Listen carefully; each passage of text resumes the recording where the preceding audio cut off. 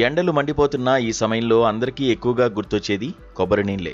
శరీరం డిహైడ్రేషన్కు గురి కాకుండా ఉండేందుకు కొబ్బరి నీళ్లను మించిన బెస్ట్ ఆప్షన్ లేదు.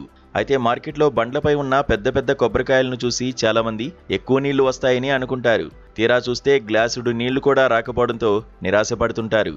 అలా కాకుండా ఉండాలంటే కొబ్బరి బొండం కొనేటప్పుడు కొన్ని చిట్కాలు పాటించాలి. సైజు కాదు, షేప్ చూడండి.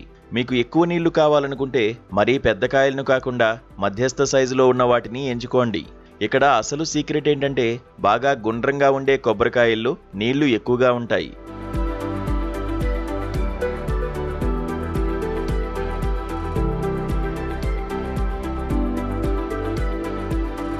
అలా కాకుండా కాస్త పొడవుగా లేదా కోడిగుడ్డు ఆకారంలో కోలగా ఉండే కొబ్బరికాయల్లో నీరు తక్కువగా ఉంటుంది. ఎందుకంటే వాటిలో కొబ్బరి మేగడ కట్టే ప్రాసెస్ చాలా వేగంగా జరుగుతోంది. కాబట్టి గుండ్రని కాయలకే ఓటేయండి. ఊపి చూడండి.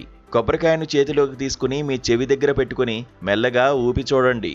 ఒకవేళ లోపల నుంచి లబలబా అంటూ పెద్దగా చప్పుడు వినిపిస్తే అందులో నీళ్లు తక్కువగా, గాలి ఎక్కువగా ఉందని అర్థం. అదే నీళ్లతో నిండుగా ఉన్న కొబ్బరికాయలో లోపల గాలి ఉండడానికి అస్సలు ఖాళీ స్థలం దొరకదు. అందుకే దాన్ని ఊపినప్పుడు అస్సలు శబ్దం రాదు లేదా చాలా తక్కువగా వస్తుంది.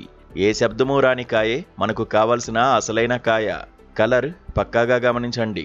కొబ్బరికాయ ఎప్పుడూ ముదురు ఆకుపచ్చ రంగులో మెరిసిపోతూ ఉంటుంది. బోండం పైభాగంలో అక్కడక్కడ గోధుమ రంగు మచ్చలు కనిపిస్తున్నాయంటే అది పాతపడిపోయిందని అర్థం. అలాంటి కాయల్లో నీరు ఆవిరైపోయి లోపల ముదిరిన మేగడలా మారిపోతుంది. కాబట్టి మచ్చల్లేని పచ్చని కాయల్నే సెలెక్ట్ చేసుకోండి. కొబ్బరికాయను చేతితో పట్టుకున్నప్పుడు దాని సైజు కంటే అది చేతికి బాగా బరువుగా అనిపించాలి. అలా బరువుగా అనిపిస్తే అందులో నీళ్లు నిండుగా ఉన్నాయని గుర్తు.